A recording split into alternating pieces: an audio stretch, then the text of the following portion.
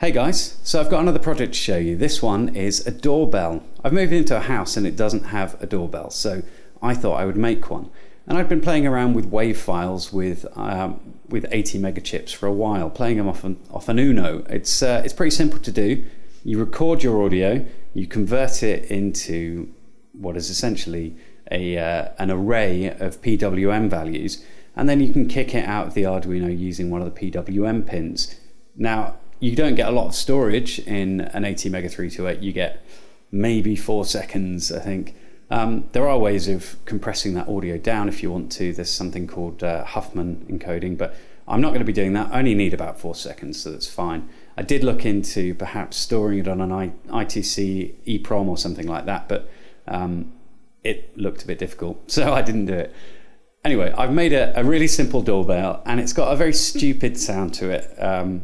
There's my voice, in fact. I will be changing it in the future to be something perhaps a little bit more appropriate for other people to hear, but it's kind of simple. So it'll be a standalone 80 mega 328. It'll be on a breadboard with a 7805 regulator from a 12 volt power supply, wired up to a PAM 8403 amplifier, speaker, all of that kind of jazz, and it'll be pretty simple, hopefully.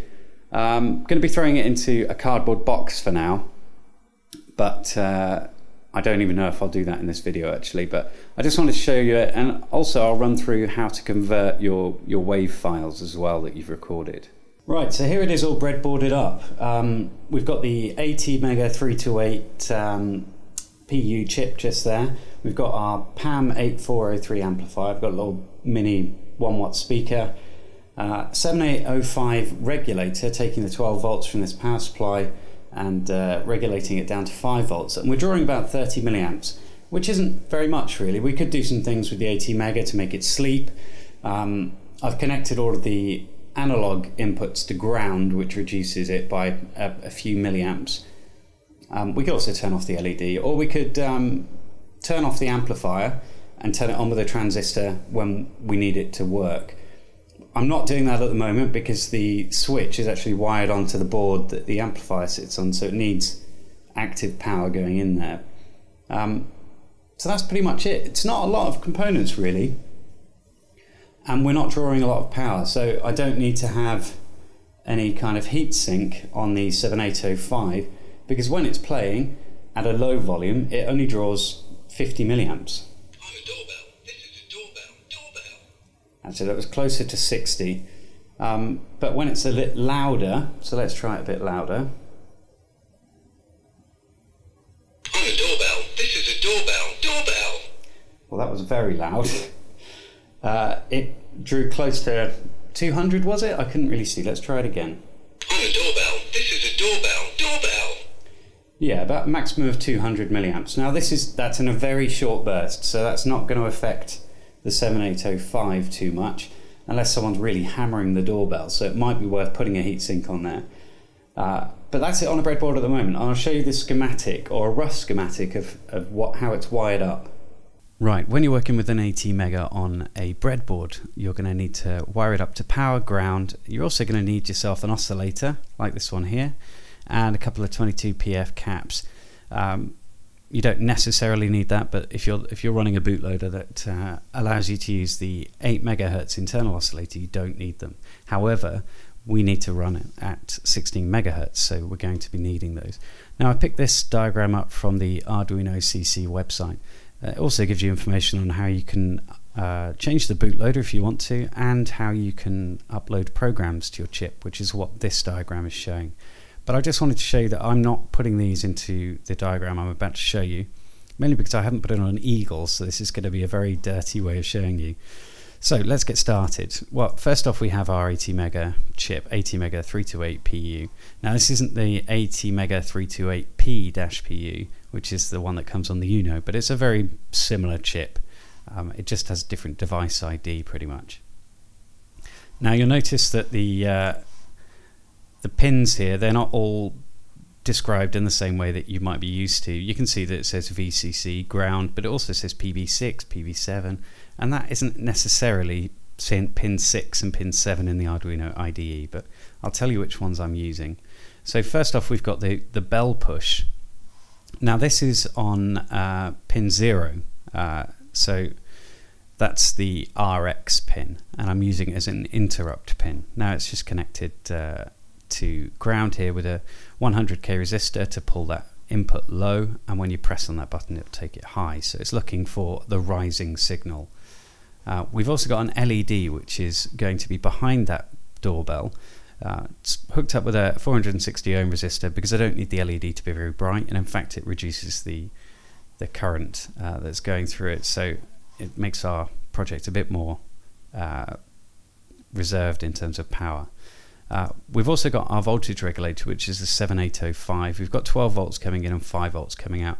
Now it's advisable to put some decoupling in there, and in fact I've got some going on now, but because I'm using an external wall wart, it's probably not all that necessary. And then we've got our PAM 8403. Now I'm just using a little module I bought from eBay that already has a potentiometer on there to vary the voltage, but if you wanted to, you could use an LM386 or something like that and stick that, just put the chip on there yourself and throw a few caps in and it will work. And that's coming out of pin 11, that's PB3 on here, which is running the PWM from our software.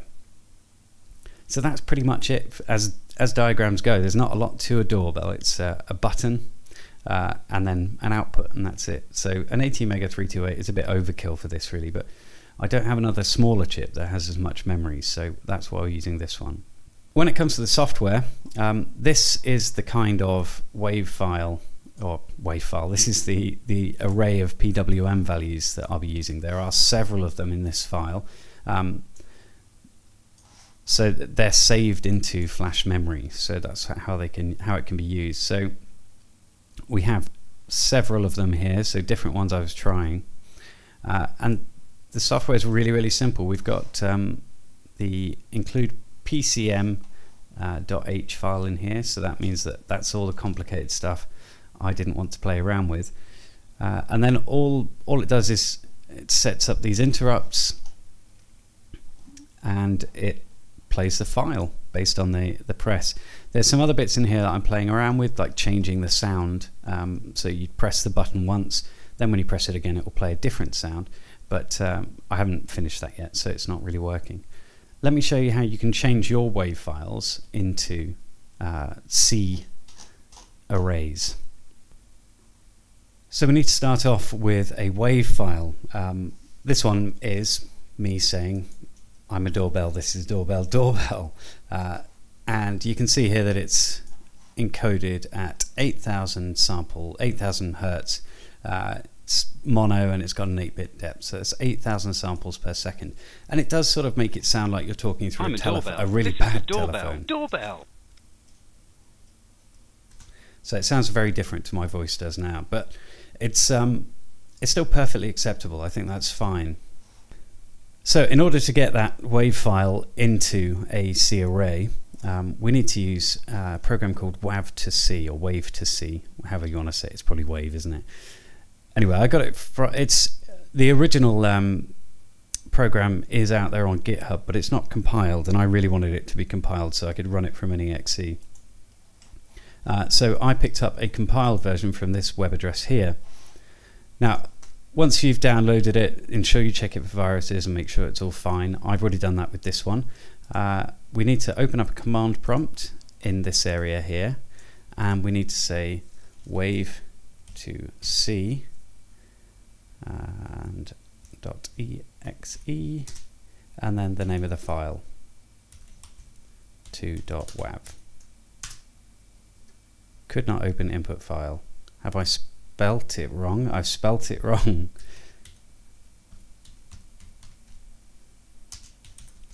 Oh, doorbell 2.wav. Done. Now you'll see it doesn't give you any text to say that it's happened, but you'll see here there's a C file, so we can open that up.